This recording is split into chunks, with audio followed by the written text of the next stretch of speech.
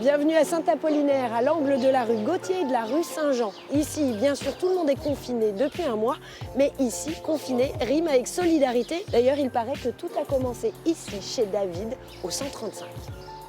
Bonjour David, alors il paraît que c'est à cause de vous, cette bonne ambiance dans le quartier. À cause de moi, je ne sais pas, mais il y avait déjà tous les voisins qui avaient une bonne ambiance. Donc, j'ai créé un groupe WhatsApp pour s'entraider entre nous. Petit à petit, finalement, ça a grossi. Tout le monde a eu des bonnes idées. Par exemple, il y a eu l'idée de Maë de faire des gâteaux pour emmener au CHU. Donc, ça, c'est cool. Et puis, tout le monde a fait des gâteaux dans le quartier. Tout le monde était déjà hyper connecté dans le secteur? Alors, effectivement, il y en a qui ne sont pas connectés. Donc, on a été les voir. Il y a mon voisin Guy, par exemple, qui n'a pas WhatsApp, forcément. Il y a Monique qui n'a pas WhatsApp. Donc, je leur envoie un petit texto. Ils commandent le pain pour le lendemain. Donc, ça me permet de les voir tous les 2 jours. Voilà le journal et le pain. Merci David, t'es gentil. Où est-ce que je peux le trouver, Guy? C'est mon voisin qui est juste à côté. Bon, je vais y faire un tour alors. Merci David. Tu sais pas où il habite, Guy? David, il m'a dit que c'était dans le haut de la rue Saint-Jean. Viens. Effectivement, c'est calme. Bonjour, vous êtes Guy? Oui, c'est cela. Ah, je viens vous voir parce que David m'a dit que il vous livrait le pain tous les jours. Tous les jours, Vivi, on a un monsieur gentil comme tout, qui s'occupe bien des seniors comme nous, qui s'est proposé. Bon, Guy, il paraît qu'il y a des gens qui font des gâteaux dans le quartier.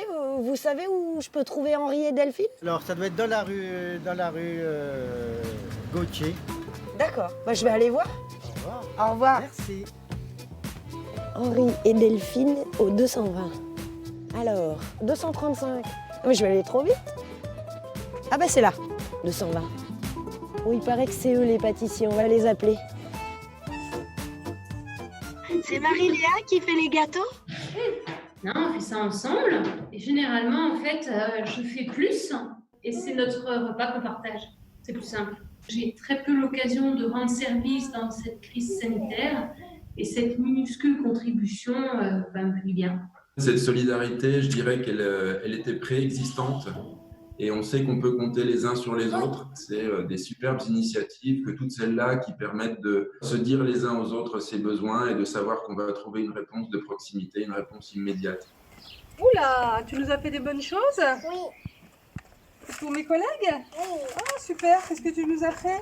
Une pizza. Ah, alors ça c'est bien, c'est du salé, c'est super, elles vont être contentes. Et donc demain elles vont se régaler. Je me remets en affichage intervenant. Oh, voilà, je te vois, Maë. Tu trouves ça bien, toi, de pouvoir aider, de leur amener un peu de gâteau? Qu'est-ce que t'en penses? Moi, je trouve que c'est une bonne idée parce que déjà, ça aide pour les gens qui en ont un peu marre de faire ce métier parce que avec cette épidémie, ça peut peut-être les aider qu'on leur donne des tartes et ça peut dire qu'on pense à eux. Les gâteaux, c'est pour Pascal et Marilyn. C'est bien les groupes WhatsApp pour communiquer.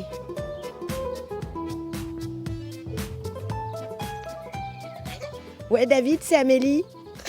Ouais. Où est-ce qu'il habite, Pascal? À quel numéro? Alors le numéro je l'ai pas, mais il habite le portail blanc qui est là-bas. Ah oui, d'accord.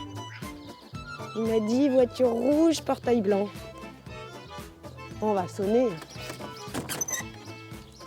Bonjour Pascal. Alors je tends ma perche de loin. Enchanté, oui. Enchanté. Oula, je suis pas tout à fait au point avec ce truc. Il faut un mètre. Hein. Il faut 1 mètre. 1 mètre, ça va? Ah, c'est bon, ça va. Il paraît que c'est vous le plus vénard du quartier. Alors je suis vénard oui et non, parce que moi je les vois que passer. Hein. Oh, il vous en laisse pas un peu? J'en prends pas, non. Non, c'est pas pour moi. Hein. C'est donc ma femme qui travaille à l'hôpital. Ouais. Et Marilyn, elle le prend comment, du coup, ces gestes? elle le prend avec... elle est super contente, puis elle trouve que c'est de la bienveillance, parce que globalement, ce qu'ils vivent à l'hôpital, les gens, ils le voient à la télé, mais globalement, ils ne se rendent pas compte réellement de l'impact. Hein. C'est vrai qu'elle rentre le soir, elle est fatiguée, elle a toujours peur aussi de me le donner, parce que globalement, moi je suis confiné, mais si je ne l'étais pas, ça serait la même chose, parce que je prends autant de risques. Voilà. C'est clair. Le confinement, pour moi, ça ne sert pas à grand-chose, donc elle fait attention à ça aussi. Donc je pense que c'est la stress et puis pas mal de travail. Donc de voir que les gens comme ça viennent déjà à 20h applaudir et après lui apporter des petites choses à apporter aux gens, c'est très bien. Puis les gens là-haut sont contents d'avoir un petit peu de... C'est du réconfort, on pense à eux. Quoi. Bon, en tout cas, on vous souhaite bien du courage. Vous embrassez Marilyn de notre part. J'y manquerai pas. Merci à tous pour toutes ces initiatives et puis à une prochaine peut-être dans le monde réel. Ouais. Ciao. Rendez-vous pour l'apéro de déconfinement. Et puis surtout, restez chez vous en attendant. Hein.